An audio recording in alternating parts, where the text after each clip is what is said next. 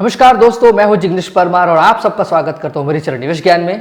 तो आज इस वीडियो में हम जानकारी लेने वाले हैं मोतीलाल ओसवाल म्यूचुअल फंड्स के द्वारा लॉन्च किए गए अपने NFO Motilal Oswal S&P BSE low volatility ETF and index fund के बारे में। तो ये एनएफओ ओपन हुआ है 4 मार्च 2022 को और क्लोज होने वाला है 16 मार्च 2022 को। इस एनएफओ की पूरी जानकारी के लिए वीडियो को अंत तक देखें।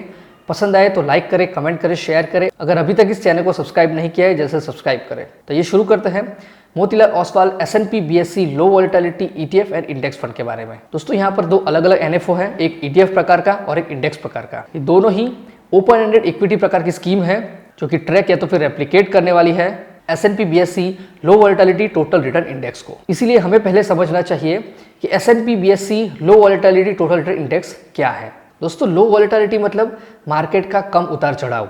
जिन इन्वेस्टर्स को अच्छा रिटर्न तो चाहिए लेकिन ज़्यादा वोलेटिलिटी पसंद नहीं है, मतलब कि मार्केट का उतार चढ़ाव पसंद नहीं है, ऐसे प्रकार के इन्वेस्टर्स इस एनएफओ में इन्वेस्टमेंट कर सकते हैं जिसमें उतार चढ़ाव कम होते हो। तो इस इंडेक्स में यानी कि S&P BSE लो वोलेटिलिटी इंडेक्स में S&P BSE में listed large and mid cap category के स्टॉक्स इंक्लूड है, लेकिन यहाँ पर जिसकी वोलेटिलिटी कम है उसी प्रकार के 30 यानी कि 30 स्टॉक्स को लो वोलेटिलिटी इंडेक्स में इंक्लूड किया जाता है। इसका मतलब ये हुआ कि large and mid cap category यानी कि 100 प्लस 150 टोटल 250 स्टॉक्स में से जिसकी भी वोलेटिलिटी कम है वैसे 30 स्टॉक्स को ही इस इंडेक्स में इंक्लूड किया जाता है और वोलेटिलिटी को स्टैंडर्ड डेविएशन से मेजर किया जाता है। मतलब कि अगर किसी स्टॉक्स की हमें वोलेटिलिटी चेक करनी है तो उसके स्टैंडर्ड डेविएशन से हम ये चेक कर सकते हैं। अब हम देखेंगे कि S&P BSE लो वोलेटिलिटी टोटल इंडेक्स में कौन कौन से स्टॉक्स इंक्लूड है और उसका वेटेज कितना है। तो इस टेबल को आप देखिए,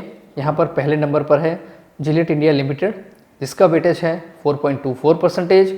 दूसरे नंबर पर है मारुति सुजुकी इंडिया लिमिटेड जिसका वेटेज है 4.15%। उसी तरह से टोटल 30 स्टॉक्स का लिस्ट यहाँ पर दिया गया है उसके वेटेज के हिसाब से। तो ये थे इस इंडेक्स के 30 स्टॉक्स जिसके अंदर इन्वेस्टमेंट इस एनएफओ में हो सकता है। अब हम देखेंगे इस इंडेक्स का परफॉर्मेंस।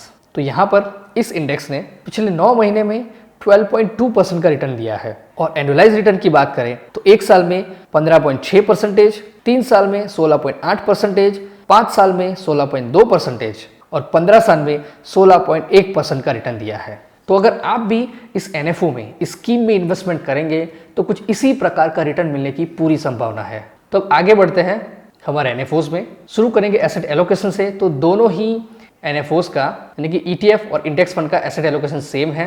यहाँ पर 95 से लेके 100% तक का इन्वेस्टमेंट हो सकता है S&P BSE लो वोलेटिलिटी टोटल रिटर्न इंडेक्स के स्टॉक्स में और 0 से लेके 5% तक का इन्वेस्टमेंट हो सकता है डेट और मनी मार्केट इंस्ट्रूमेंट्स में। इस एनएफओ के फंड मैनेजर हैं मिस्टर स्वप्निल मायकर एंड अभिजीत मुखर्जी।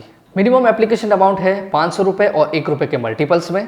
इस स्कीम में SIP, STP, SWP सारी फैसिलिटीज अवेलेबल है। प्लान एंड ऑप्शन की बात करें, ETF फंड के लिए कोई भी प्लान एंड ऑप्शन नहीं होता है और इंडेक्स फंड के लिए डायरेक्ट और रेगुलर दोनों ही प्लान्स अवेलेबल है और ऑप्शन में ग्रोथ ऑप्शन अवेलेबल है। लोड स्ट्रक्चर की बात करें, एंट्री लोड दोनों के लिए नॉट एप्लीकेबल है, एग्जिट लोड ETF फंड के लिए नील है और इंडेक्स फंड में यूनिट्स अलॉटमेंट के 15 दिन के पहले आपने कुछ भी रिडम्पशन या स्विच किया तो 1% का एग्जिट लोड एप्लीकेबल है और 15 दिन के बाद कोई भी एग्जिट लोड एप्लीकेबल नहीं है। लेकिन स्टैम्प ड्यूटी दोनों ही एनएफओस में 0.005% एप्लीकेबल है। इस स्कीम का एक्सपेंस रेशियो है करीब 1% के आसपास। रिस्कोमीटर है वेरी हाई, तो आपको लंबे समय के लिए ही इस एनएफओ में इन्वेस्टमेंट करना चाहिए। इस स्कीम में कोई भी लॉक इन पीरियड नहीं है। अगर आप इस एनएफओस में इन्वेस्टमेंट करना चाहते हैं तो ETF प्रकार के एनएफओ के लिए आपके पास डीमेट अकाउंट होना कंपलसरी है। बिना डीमेट अकाउंट के आप ETF में इन्वेस्टमेंट नहीं कर सकते और इंडेक्स फंड में इन्वेस्टमेंट करने के लिए आप डायरेक्टली AMC के थ्रू भी इन्वेस्टमेंट कर सकते हैं या तो फिर किसी भी MP certified mutual fund distributor की हेल्प से आप इस एनएफओ में इन्वेस्टमेंट कर सकते हैं। लेकिन इस एनएफओ में इन्वेस्टमेंट करने से पहले एक बार अपने पर्सनल फाइनेंशियल एडवाइजर की हेल्प जरूर लें। दोस्तों ये थी सारी जानकारी Motilal Oswal S&P BSE low volatility 30 ETF and index fund के बारे में। अगर आपको ये वीडियो पसंद आया है इसे लाइक करें, कमेंट करें, शेयर करें और अगर अभी तक आपने इस चैनल को सब्सक्राइब नहीं किया है तो जल्द से सब्सक्राइब करें ताकि ऐसी और भी जानकारी आप तक जल्द से जल्द पहुंच सके। तो मैं जिग्नेश परमार अब आपसे विदा लेता हूं। मिलते हैं अगले वीडियो में ऐसे ही महत्वपूर्ण जानकारी के साथ। जय हिंद, जय भारत।